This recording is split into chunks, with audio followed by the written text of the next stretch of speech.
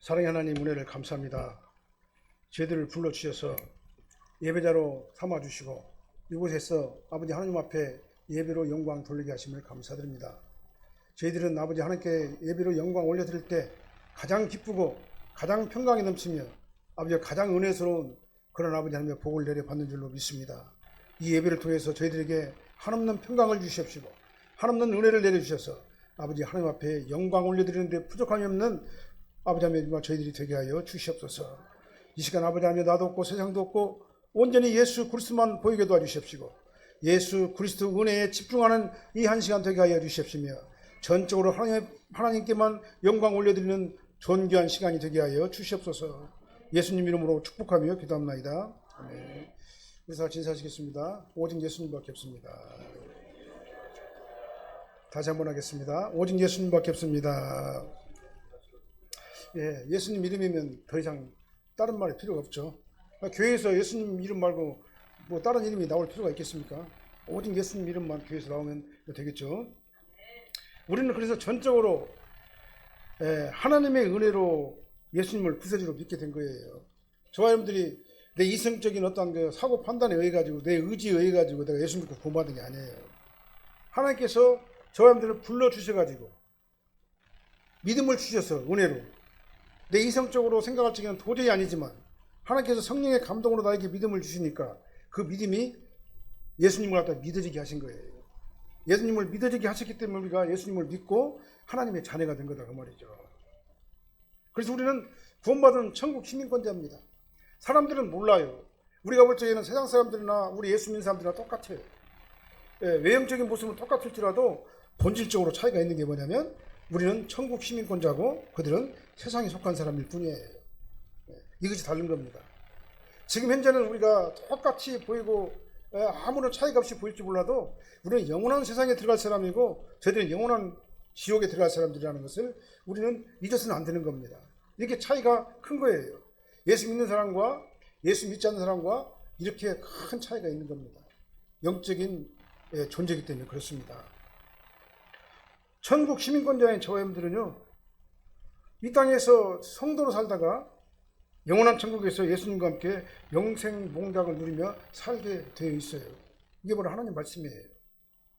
그래서 성도는 하나님께서 주신 은혜 가운데서 이 땅에서 성도로 살면서 하나님께서 각자에게 주신 은사대로 집중해가지고 은사에 집중해가지고 충성스럽게 봉사하다가 헌신하다가 하나님 일 하다가 주님 나라 가면 되는 거예요. 이렇게 우리가 믿음 안에서 순수하게 말씀 의지하면서 신앙생활 하면서 하나님을 기쁘게 해드린다고 한다면 우리 교회 안에서 서로 다투거나 싸울 일이 뭐가 있어요? 분쟁할 이유가 없는 겁니다.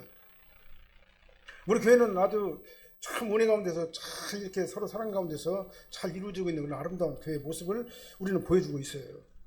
이 교회의 아름다운 모습이 정말 영원히 지속되어서 하나님 보시기에 아름다운 그런 교회가 우리 사랑교회가 되어야 될 줄로 믿습니다. 오늘 본 말씀 보게 되면요, 우리 교회가 아니라 이 빌립보 교회가 그런 교회였다 그 말이죠. 빌립보 교회를 보면은 하나님께서 사도 바울을 통해 가지고 빌립보 교회가 뭐라고 말했냐면은 이렇게 말했죠. 서로 다투지 말고 분쟁하지 말고 싸우지 말고 마음을 같이 해가지고 나의 기쁨을 충만하게 하라. 이렇게 편지를 써서 보냈어요. 이 말은 뭔 말입니까? 빌립보 교회에 이런 분쟁과 다툼이 있었다는 얘기잖아요. 그리고 뭐라고 말합니까? 너희들 겸손해라. 말씀 앞에 겸손하고 성령의 인도하심 앞에 겸손해가지고 낮아져가지고 예수님을 닮아가는 그런 삶을 살아라. 이렇게 빌립보 교회에다가 이렇게 권고를 한 거예요. 누가 했습니까? 사도 바울이. 누구를 통해서요? 하나님께서 사도 바울을 통해서. 성자 하나님이신 예수님께서 우리의 죄를 대속하시려고 인간의 몸을 입고 겸손하게 이 땅에 낮아지시고 오셨다 그 말이죠. 그래서 성부 하나님의 기쁨이 되셨다 그 말입니다. 우리도 마찬가지다 그 말이에요. 우리도 예수님처럼 겸손하게 낮아져가지고 정말 말씀에 순종하고 하나님 말씀대로 우리가 따라 살게 되면 하나님께서 우리를 지극히 높여주신다 그 말이에요. 오늘 본 말씀 요지가 바로 그런 말씀이 되겠습니다. 우리도 예수님의 겸손을 본받아야 될 줄로 믿습니다. 그 다음에 예수님의 은혜를 생각해야 될 줄로 믿습니다. 그러면 겸손해야 되는 거예요. 그러면 분쟁하거나 싸울 이유가 없는 겁니다. 왜 그냥 우리 예수님을 바라보는 거지 사람을 바라보고 환경을 바라보는 것이 아니기 때문에 그렇다 그 말이에요. 오늘 이 본말씀 중심으로 하나님의 기쁨이 되는 교회라는 제목으로 말씀을 선포하도록 하겠습니다. 그래서 우리는 정말 우리 사랑의 교회는 정말 하나님이 기뻐하시는 그런 은혜의 교회가 우리 사랑의 교회가 되어야 될 줄로 믿습니다. 먼저 1절로 4절 말씀 한번 읽어볼게요. 그러므로 그리스도 안에 무슨 권면이나 무슨 위로나 사랑에 무슨 위로나 성령에 무슨 교제나 긍휼이나 자비가 있거든 마음을 같이하여 같은 사랑을 가지고 뜻을 합하여 한 마음을 품어 아무 일에든지 다툼이나 허용으로 하지 말고 오직 겸손한 마음으로 각각 자기보다 남을 낫게 여기고 각각 자기의 일을 돌볼 뿐더러 또한 각각 다른 사람들의 일을 돌보아 나의 기쁨을 충만하게 하라. 마음을 같이하라고 했어요. 자, 2절 말씀에 보니까 마음을 같이하여 그다음에 마지막 절에 나의 기쁨을 충만하게 하라. 그 다음에 그 가운데 3절로 4절은요 마음을 같이하는 그 방법들을 갖다 설명해 주고 있는 거죠. 그러니까 이러다 주어와 동사만 딱 뺀다면은 마음을 같이하여 나의 기쁨을 충만하게 하라. 이 말씀으로 압축할 수가 있는 것이죠. 그래서 마음을 같이하는 교회가 하나님의 기쁨이 되는 교회예요. 교회 안에서 오직 예수님을 중심으로 한마음 되어가지고 아름다운 교회의 지체로서 충성하면 그게 바로 하나님의 기쁨을 충만하게 하는 것이다 그 말이죠. 본 말씀은 교회가 분열하지 말고 하나가 되어야 하는 그 4가지 이유를 가지고 아까 설명을 드렸어요. 설명을 하고 있습니다. 그것이 바로 빌립보 교회들은 뭐라고 말했습니까? 그러므로 그리스도 안에 무슨 권면이나 사랑에 무슨 위로나 성령에 무슨 교제나 긍휼이나 자비가 있거든 그랬잖아요. 여기 이제 가정법 형태로 이렇게 말씀하고 있는데 사실은 가정법 형태라기보다는 그들이 당연히 하나가 되어야 한다고 하는 그러한 말씀을 하고 있는 것입니다.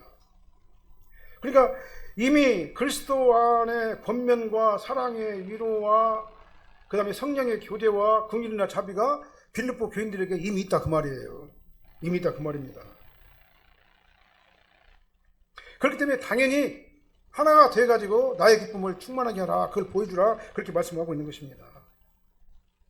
그래서 그리스도 안에 무슨 권면이나 권면이 있다 이 말은 뭔 말이냐면요 예수님께서 나를 가까이 불러주시고 공고나 훈계를 하신단 말이에요.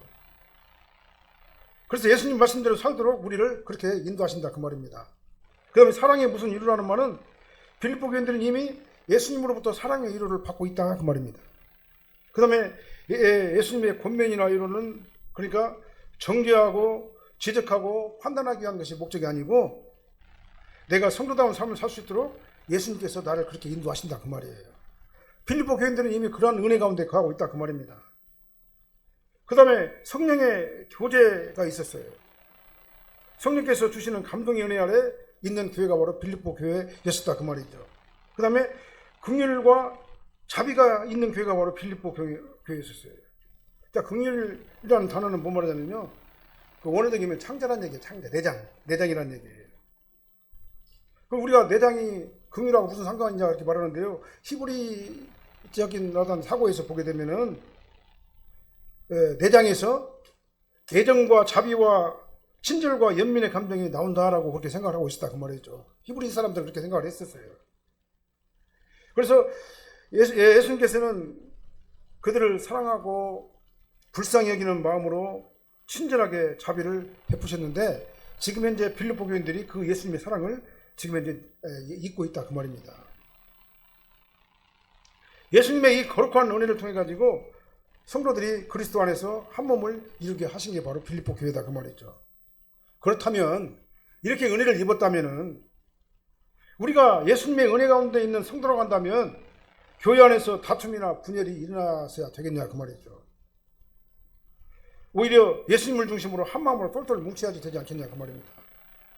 그게 빌립보 교회를 향해 가지고 하나님께서는 사도 바울을 통해 가지고 그렇게 권면하는 거예요. 너희들 싸우지 마, 다투지 마, 분쟁하지 마. 너희들이 은혜 받은 사람들 아니야. 너희들은 성령으로 인도함을 받고 은혜 받고 너희들은 거듭나가지고 하나님의 자녀가 된 사람들인데, 이 은혜를 체험한 사람들인데 왜 교회 안에서 다투어? 왜 교회 안에서 싸워? 그런 의미의 말씀인 거예요. 그러니까요. 교회는요, 세상의 이익단체가 아니에요. 내가 계속해서 강단에서 강조하는 말씀인데요, 교회는 사단법인이 아니에요. 교회는 이익단체가 아니라 예수 그리스도를 중심으로 예수 그리스도의 은혜가 공급되어지는 곳이 바로 교회가 되어야 된다 그 말이죠. 성령의 교제가 이루어지는 곳이 바로 교회가 되어야 된다 그 말입니다.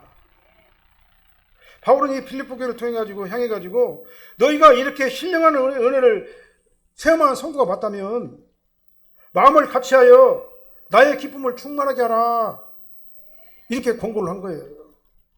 우리도 마음을 같이 해가지고 하나님의 기쁨을 충만하게 해드리는 그런 존귀한 성도가 저희들이 돼야 되겠다 그 말이죠.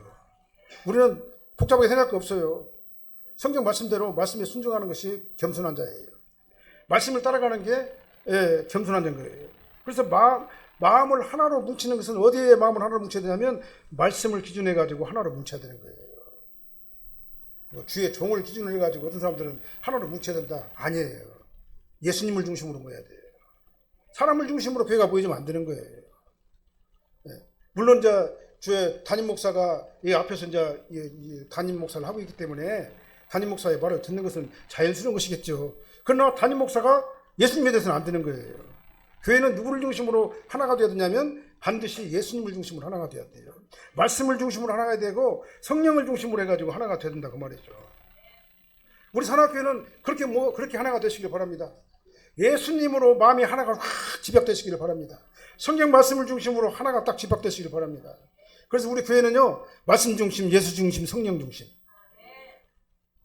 이런 교회가 될 적에 하나님께서는 이런 그 말씀으로 하나가 돼가지고 나갈 적에 하나님께서는 우리를 향해가지고 기뻐한다. 이 교회는, 이 사랑의 교회는 하나님께서 기뻐하는 교회다라고 칭찬을 듣게 될 것이다 그 말이죠. 아까 말씀드렸죠. 2절에서 4절은 교회 안에서 성도들이 서로 마음을 같이 해가지고 나의 기쁨을 즐겁게 해주는 그 방법을 얘기한다고 그랬잖아요. 그건 바로 뭐냐면 같은 사랑을 가지고 뜻을 합하여 한 마음을 품어 아무 일이든지 다툼이나 허용으로 하지 말고 오직 겸손한 마음으로 각각 자기보다 남을 낫게 여기고 각각 자기 일을 돌볼 뿐더러 또한 각각 다른 사람들의 일을 돌보아 나의 기쁨을 충만하게 하라. 나의 기쁨을 충만하게 하는 방법을 갖다가 2절에서 4절까지 다 나와 있죠. 마음을 합하여 나의 기쁨을 충만하게 하라. 그게 뭔 말입니까? 그게요? 저게 결국 뭐예요? 말씀 중심으로 가라 그 말이에요. 세속적인 방법 사용하지 말라 그 말입니다. 다툼이나 허용으로 하지 말고 겸손한 마음으로 말씀을 따라가고 겸손한 마음으로 말씀에 순종하는 그런 우리 사랑교회 교인들이 되어야 된다 그 말이죠. 우리가 구원받은 것은 그리스도께서 나를 사랑하신 그 사랑의 은혜를 입었기 때문에 구원받았잖아요. 이 말씀이 아니면 우리가 구원받을 수 있는 방법을 모르잖아요. 이 말씀 속에 우리가 구원받는 방법이 다 나와 있잖아요. 그러니까 우리는 누구를 따라가야 되냐? 말씀을 따라가야 된다 그 말이죠. 우리는 교회 안에서 우리 인간적인 냄새 갖다 풍기고 서로 막 분쟁하고 다투고 허영심에 들떠가지고 그렇게 이런 그 겸손하지 못한 그런 자세를 하나님 앞에 보이면 안 된다 그 말이죠. 우리 하나님의 말씀 앞에 겸손하게 낮아지는 저희들이 되어야 될 줄로 믿습니다. 교회는 그러니까 세속적인 어떤 그 인간의 어떤 그 감정이나 사랑이나 세속적인 것에 의해 가지고 방법에 의해 가지고 모여지는 것이 아니라는 것을 알아야 돼요. 교회는 누굴 중심으로 해요? 예수님 중심. 다시 말씀드립니다. 말씀 중심, 성령 중심, 예수님의 사랑 안에서, 성령의 인도함 안에서 우리가 하나가 되고 한 마음이 되야 될 줄로 믿습니다. 이게 뭐예요, 이거? 마치 합창단이 지휘를 하잖아요. 막 지휘를 하잖아요. 지휘를 하면 지휘봉 끝에 손에 맞춰가지고 거기에 아주 그냥 굉장히 거기에 맞춰가지고 지휘봉에 맞춰서 일사불란하게 막 아름다운 하모니를 갖다 만들어내잖아요. 그래서 지휘자의 지휘봉에 따라서 얼마나 아름답게 그 순종하면서 따라가느냐에 따라 가지고 아름다운 멜로디가 나오게 된다 그 말이죠. 교회도 마찬가지입니다. 교회도 예수님이 지휘자가 되셔야 돼요. 예수님이 이 교회의 지휘자가 되셔야 되고 우리는 예수님의 지휘에 맞춰가지고 예수님의 말씀에 순종하면서 예수님을 따라가는 저와님들이 되어야 된다 그 말입니다. 그래서 어떻게 돼요? 성도들은 예수님을 중심으로 같은 사랑을 가지고 그 다음에 뜻을 합해서 한 마음을 품으면서 일사불란하게 말씀을 따라가게 되면은요, 그 교회가 하나님 보시기에 기뻐하시는 교회다 그 말이죠. 우리 사랑교회가 그런 교회가 될 줄 믿습니다. 우리는 다른 말 필요 없어요. 교회 안에서 교회 주인은 예수님이세요. 그러나 우리가 한 마음이 될 것은 말씀이에요. 세상의 철학이 아닙니다. 세속적인 가치관이 아니에요. 교회에서는 그냥 순수하게 말씀만 잡고 따라가면 되는 거예요. 아무리 많이 배우고 똑똑하더라도 이 강단에서 세상적인 지식을 이렇게 전하게 되면요, 성도들은 나보다 더 똑똑해요. 세상적으로. 나보다 더 많이 배우고 분야들이 다 달라요. 전문 분야들이 다 달라요. 어떤 사람들은 영어를 잘하고, 어떤 사람들은 프랑스말을 잘하고, 어떤 사람들은 세상적인 어떤 그 철학적인 지식이 많고, 근데 여기서 다른 지식을 갖다 전하게 되면 사람들이 보고 웃는다 그 말이에요. 우리는 교회 안에서 뭘로 하나가 되야 되는 거예요? 오직 말씀으로 하나가 되야 된다 그 말이죠. 내가 중심된다거나 어떤 특정한 사람이 중심돼가지고 천박한 이기주의의 분쟁을 일으키는 그런 교회가 우리 교회가 돼서는 안 된다 그 말이죠. 오직 예수님 중심으로 하나가 되는 우리 사랑교회, 이 교회가 될 적에 하나님께서는 우리 교회를 향해가지고 기뻐하시겠다 그 말이죠. 그래서 우리는 마음을 같이 해서 같은 사랑을 가지고 뜻을 합하여 한 마음을 가지고 오직 예수님 중심으로 마음이 하나로 뭉쳐져 가지고 하나님을 기쁘게 드리는 우리 사랑교회가 되어야 될 줄로 믿습니다. 그렇게 하려면 우리가 어떻게 되느냐? 전적으로 이 말씀을 의지하고 말씀을 따라가야 된다 그 말이죠. 그다음 두 번째로는요, 예수님의 마음을 품는 교회가 하나님의 기쁨이 되는 교회다 그랬죠. 5절로 8절도 한번 읽어볼까요? 너희 안에 이 마음을 품으라. 곧 그리스도 예수의 마음이니 그는 근본 하나님의 본체시나 하나님과 동등됨을 취할 것으로 여기지 아니하시고 오히려 자기를 비워 종의 형체를 가지고 사람들과 같이 되셨고 사람의 모양으로 나타나사 자기를 낮추시고 죽기까지 복종하셨으니 곧 십자가에 죽으심이라. 겸손한 자가 되어야 돼요. 예수님께서 겸손하셨듯이 우리도 겸손해야 된다 그 말입니다. 1절로 4절 말씀은 마음을 같이하여 나의 기쁨을 충만하게 하라고 말씀했는데 5절에서는 너희 안에는 예수님의 마음을 품으라 이렇게 말하고 있잖아요. 예수님을 마음에 품는 교회가 바로 하나님이 기뻐하시는 교회예요. 바울은 성도들이 그리스도 예수의 마음을 품는 것이 바로 나의 기쁨을 충만하게 하는 것이다 라고 이렇게 빌보서에다가 편지를 썼잖아요. 예수님의 마음을 품는다 이 말은 뭔 말이냐면은 예수님의 마음을 얻기 위해서 최대한의 노력을 한다 그 말이에요. 그래서 예수님의 마음을 얻는 일에 관심을 집중해가지고 추구한다 그 말이 바로 뭐냐면 예수님의 마음을 품는다 그런 원어적인 의미가 되는 겁니다. 교회는 하나로 일치하되 반드시 누구의 마음을 얻어야 돼요? 예수님의 마음을 얻어야 돼요. 예수님의 마음으로 하나가 돼야 되는 겁니다. 그래야지 그것이 진정한 교회고 하나님께서 원하시는 교회예요. 세속적인 교회가 아니다 그 말입니다. 우리 교회는 세속적인 교회가 아니라 하나님께서 기뻐하시는 교회가 되어야 되지 않겠습니까? 그리고 우리 교회는 그걸 향해 가지고 우리가 계속해서 추구하고 있잖아요. 그래서 우리 교회가 하나님 보시기에 아름다운 교회가 되어야 된다 그 말이죠. 예수님을 표방해요. 교회마다. 근데 거기 예수님은 없어요. 예수님은 없어요. 세속적인 것으로 가득해요. 막 더럽고 냄새나고 막 추해요. 교회가 막 서로 싸우고 분쟁하고. 거기는 하나님께서 기뻐하시는 교회라고 볼 수가 없죠. 예수님의 마음을 품지 못하는 교회는 아까 말씀드렸죠. 사단법인이나 영리법인이나 세속적인 단체는 될 수가 있어요.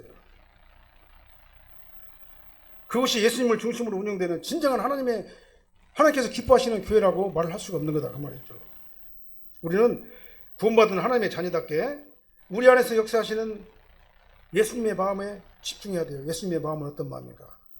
예수님께서는 어떻게 생각하시는가? 내가 이걸 하려고 하는데 예수님께서는 뭐라고 말하실까? 예수님의 마음에 우리가 집중을 해야 될 줄로 믿습니다. 그래서 예수님의 마음을 품지 못하는 이 교회는 안 되는 거예요. 그러니까요. 예수님께서 원하시는 것이 무엇인가를 항상 염두에 우리가 둬야 돼요. 그래서 우리가 무슨 일을 할 때든지 간에 말씀은 뭐라고 말하는가, 성령께서 어떻게 감동하시는가, 예수님께서는 어떻게 생각하실까, 여기에 집중한다면 우리가 교회 안에서 싸울 일이 뭐가 있냐 그 말이죠. 이 빌립보 교회가 이렇게 분쟁하고 다투니까 이 편지를 쓴 거다 그 말이에요. 6절에서 8절 말씀은요, 예수님의 마음에 대해서 구체적으로 나오죠. 그는 근본 하나님의 본체시나 하나님과 동등됨을 취할 것으로 여기지 아니하시고 오히려 자기를 비워 종의 형체를 가지고 사자 사람들과 같이 되셨다. 그 다음에 사람의 모양으로 나타나서 자기를 낮추시고 죽기까지 복종하셨다 그랬잖아요. 이게 바로 예수님의 마음이에요.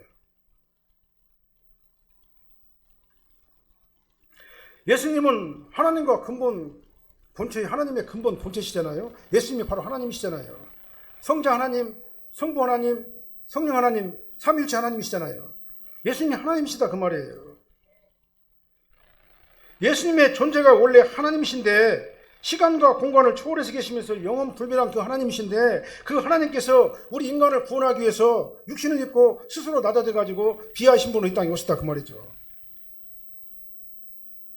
그러다 성경은 뭐라고 말하냐면은 예수님께서 겸손해져 가지고 이 땅에 인간으로 육신을 입고 오셨다 이렇게 성경 말씀하잖아요. 요한복음 3장 16절 말씀 한번 보게요. 하나님이 세상을 이처럼 사랑하사 독생자를 주셨으니 이는 그를 믿는 자마다 멸망하지 않고 영생을 얻게 하려 하심이라.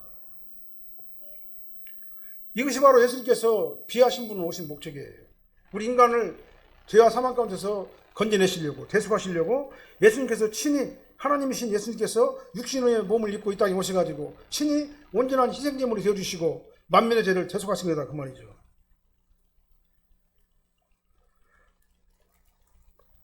예수님은 어느 날 갑자기 이 땅에 33살의 젊은 청년으로 메시아로 이 땅에 오신 게 아니에요. 성경의 예언대로 여사의 후손으로 태어나셨어요. 그 다음에 동정녀 마리아를 통해 가지고 잉태되셨습니다. 그리고 아기 예수님으로 이 땅에 오셔가지고 인간들과 똑같은 성장 과정을 거쳤다 그 말이죠. 예수님은 완전한 인간으로 이 땅에 오셔가지고 만민의 죄를 대속하시려고 온전한 희생제물, 흠없는 희생제물이 되어주셨다 그 말이죠. 그러므로 예수님께서 육체로 오심을 부인하는 자마다 적그리스도다 그렇게 말씀하는 거죠. 예수님께서는 반드시 흠없는 희생제물이 되어주시기 위해서 완전한 인간으로 이 땅에 오셔야만 했다 그 말이죠. 왜 그냥 만민의 죄를 대속하는 희생제물이 되어주시기 위해서. 히브리서 4장 15절도 한번 읽어볼게요. 우리에게 있는 대제사장은 우리의 연약함을 동정하지 못하실 리가 아니요 모든 일에 우리와 똑같이 시험을 받으신 이로되 죄는 없으시니라. 죄가 없단 말은 뭔 말입니까? 흠없는 희생제물이 될 자격이 있다 그 말이죠.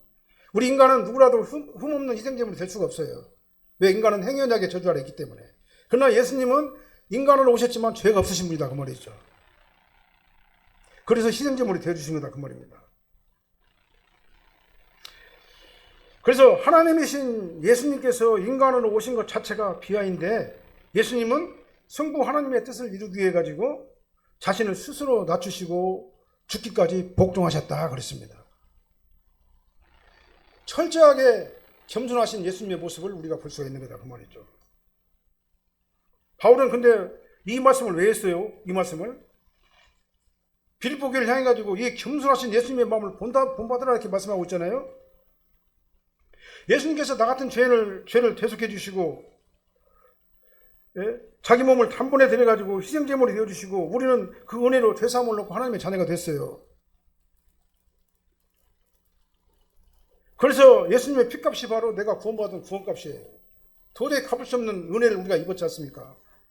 우리는 우리 스스로 구원받을 수가 없어요. 죄사함을 받을 수가 없어요. 근데 예수님께서 내 죄를 대신 짊어지시고 십자가에 못 박아 죽으심으로 말미암아 가지고 내가 예수 안으로 들어가기만 하면 내 죄가 용서함을 받게 되는 그런 은혜를 입게 됐다 그 말이죠. 이 은혜를 생각한다면 사도 바울이 지금 현재 빌립보 교회들에게 하는 말이에요. 지금 현재 너희들이 그렇게 은혜를 받지 않느냐. 이 은혜를 생각한다면 우리가 하나님과 교회와 사람들 앞에서 어떻게 겸손하지 않을 수가 있겠느냐. 예수님의 마음을 조금이라도 헤아린다면, 예수님의 은혜를 조금이라도 생각한다면 어떻게 교회 안에서 서로 다투고 분쟁하고 하나님의 교회를 어렵게 할 수가 있느냐라고 빌립보 교회에다 지금 현재 말하는 거예요. 우리 사랑교회 모든 성도님은 이 예수님의 겸손을 생각해야 될 줄로 믿습니다. 우리도 하나님 앞에서 겸손해야 돼요. 말씀 앞에서 겸손하게 낮아져야 되는 겁니다. 그리고 교회와 이웃 앞에서도 겸손해야 되는 겁니다. 사람들 앞에서도. 예수님께서는 겸손하라고 말씀하셔요. 겸손하라. 겸손을 강조하셔요. 죽기까지 복종하신 그 예수님을 생각해서 이 세상에서 우리는 성도로 살면서 정말 겸손하시기를 바랍니다. 말씀에 순종하시기를 예수님 말씀에 순종하면서 예수님의 은혜를 항상 생각하는 저와 여러분들이 되시기를 바랍니다. 너희 안에 이 마음을 품으라. 곧 그리스도 예수의 마음이니. 이 마음을 품는 우리 사랑교회와 성도님들이 다 되시기를 예수님으로 축원합니다. 그 다음 세 번째로는요, 하나님께서 기뻐하시는 교회는 하나님께서는 이렇게 예수님처럼 겸손한 성도를 지극히 높여주셔요. 9절로 11절 한번 읽어볼까요? 이러므로 하나님이 그를 지극히 높여 모든 이름 위에 뛰어난 이름을 주사 하늘에 있는 자들과 땅에 있는 자들과 땅 아래에 있는 자들과 모든 무릎을 예수 이름에 꿇게 하시고 모든 입으로 예수 그리스도를 주라 시인하여 하나님의 아버지께 영광을 돌리게 하셨느니라. 이러므로 라는 말이 뭔 말입니까? 예수님께서 겸손하였으므로 그 말이죠. 겸손해가지고 하나님 앞에 만민의 죄를 죄송하기 위해서 인간의 몸으로 오시는 것을 마다하지 아니하시고 스스로 오셔서 복종하셨으므로 그 말이잖아요. 그리고 구속 언약을 완성하시고 만민의 죄를 죄송하셨으므로 그 말이잖아요. 하나님께서 그를 지극히 높이셨다 그 말이죠. 높여주시는 방법으로 먼저 어떻게 했습니까? 하나님께서는요, 십자가에 달려 죽으신 예수님을 부활하게 하셨잖아요. 하나님의 권능으로 부활하셨잖아요. 하나님께서는 못하시는 것이 없어요. 못하시는 것이 없어요. 전지전능하셔요. 그러니까요. 모든 것을 다 하시고 모든 것을 다 하실 수가 있어요. 그러니까 하나님의 권능으로 만민의 죄를 죄속하신 그 예수님을 죽은 자 가운데서 부활하게 하셨다 그 말이죠. 그 다음에 모든 이름 위에 뛰어난 이름을 주셨어요. 모든 이름 위에 뛰어난 이름을 주신 이름이신 그 예수님은요, 만왕의 왕이시고 만주의 주가 되셨어요. 그 다음에 지극히 높은 하늘 보좌 우편에 앉아 계셔서 그 다음에 모든 우주 만물을 통치하시고 지배하시고 섭리하시고 다스리시고 계시는 분이에요. 그래서 만왕의 왕이고 만주의 주가 되시는 그 예수님은 지금 현재 모든 우주 만물을 통치하시고 계신다 그 말이죠. 또한 하늘에 있는 자들과 땅에 있는 자들과 땅 아래에 있는 자들로 모든 무릎을 예수님에 꿇게 하셨다고 그랬잖아요. 이 말이 뭔 말입니까? 심판날에 오면은요, 계시가 싹 열려요. 그때는요. 예수를 믿는 자나 믿지 않는 자나 예수가 그리스도라는 사실을 다 알게 돼요. 그때는요. 왜 그냥 열려있기 때문에. 심판대 앞에 다 서는 그날에는요, 예수님이 하나님이시고 그리스도라는 것을 다 안다 그 말이죠.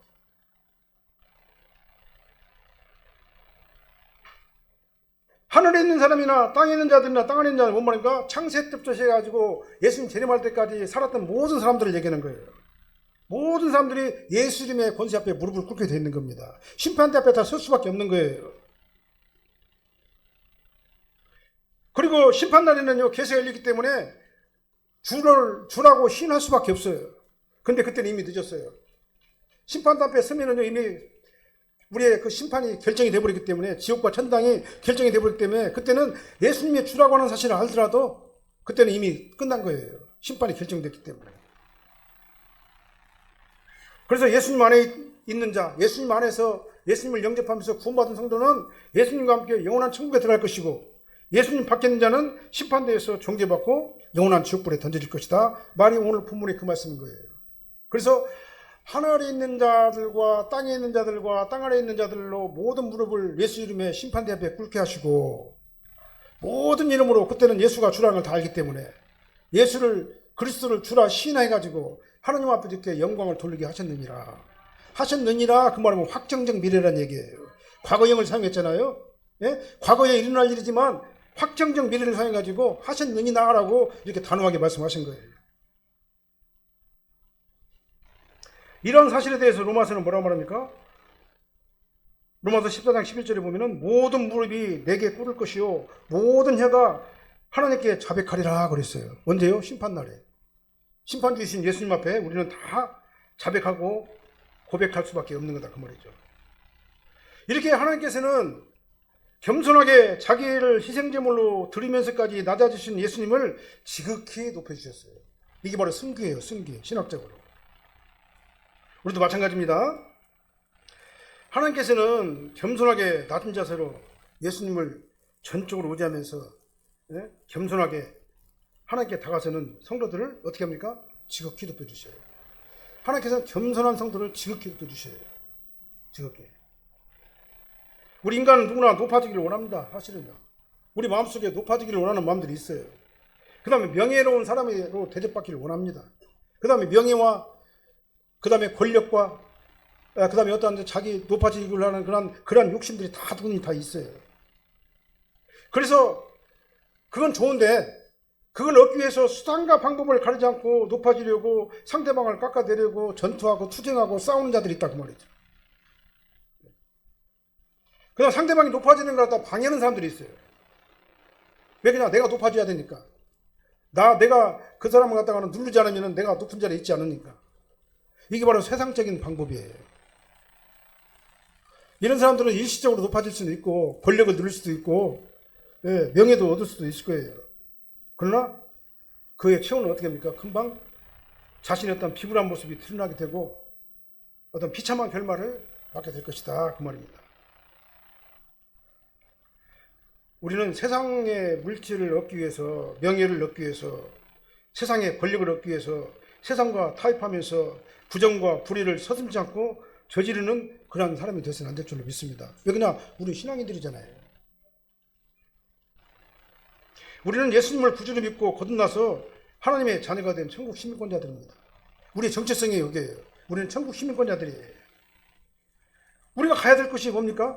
세속적인 방법으로 높아지려고 하는 것이 아니라 예수님께서 겸손하신 것처럼 우리도 겸손으로 하나님께 인정받는 저와 여러분들이 되어야 될 줄로 믿습니다. 세속적인 방법으로 욕심 부리지 말고 인간적인 방법 사용해가지고 그렇게 하지 말고 겸손하게 성령의 감동하심과 말씀에 따라서 우리는 낮아질수록 하나님께서는 나를 높이 사용하신다. 우리가 높아지는 방법은 낮아지는 방법밖에 없다. 겸손한 방법밖에 없다라는 것을 오늘 성경을 통해 가지고 우리에게 말씀해 주시는 겁니다. 예수님께서도 말씀하셨어요. 누구든지 자기를 높이는 자는 낮아지고 누구든지 자기를 낮추는 자는 높아지리라. 예수님께서도 그렇게 제자들에게 말씀해 주셨어요. 예수님을 높이는 자는 높임을 받을 겁니다. 교회를 높이는 자도 이와 똑같은 은혜를 받을 거예요. 우리 사랑교회를 높여주시고 자랑하시고 그렇게 하시기를 바랍니다. 어디 가서든지 우리 사랑교회를 자랑하시기 바랍니다. 교회를 높여주시기를 바랍니다. 그러면 내가 높아지는 거예요. 교회가 높아지면 교회에 속한 나도 높아지는 것 아니겠습니까? 그리고 우리는 어떻게 됩니까? 내가 높아지려고 하는 것보다도 상대방을 오히려 더 높여주시기를 바랍니다. 섬김을 받으려고 하지 말고 섬기는 자가 되시기를 예수님으로 축원합니다. 지시하고 명령하려고 하지 말고 어떤 일이 보이면은 내가 먼저 그 일을 갖다가 솔선수범을 사시기를 바랍니다. 그러면 하나님께서 다 하셔요. 나를 높여주셔요. 하나님께서요. 성령께서 인정하십니다. 나에게 하나님의 평강과 기쁨의 복을 우리에게 주실 거예요. 우리 사랑교회 성도님은요, 예수님을 본받는 이렇게 겸손하고 온유한 성도님들이 다 되시기를 예수님으로 축원합니다. 그래서 하나님이 기뻐하는 교회, 하나님이 기뻐하는 교회 성도들이 저와 여러분들이 되시기를 예수님으로 축원합니다. 기도하겠습니다. 하나님 하나님 감사합니다. 저희들은 부족하고 연약한 것밖에 없습니다. 아버지 하나님의 기쁨이 되는 교회 성도들이 다 되게 하여 주십시고 아버지 하나님 마음을 같이 해서 하나님을 기쁘게 드리는 저희들 되게 하여 주십시고 아버지 하나님 예수님의 마음을 품어서 아버지 하나님 겸손하게 낮아지는 저희들 되게 도와주십시고 아버지 하나님 전적으로 주님을 의지하며 아버지 하나님을 바라봄으로 말미암아 하나님께서 나를 높이 사용하시는 존귀한 우리 사랑교회 성도님들이 다 되게 하여 주시옵소서. 예수님 이름으로 축복하며 기도합나이다.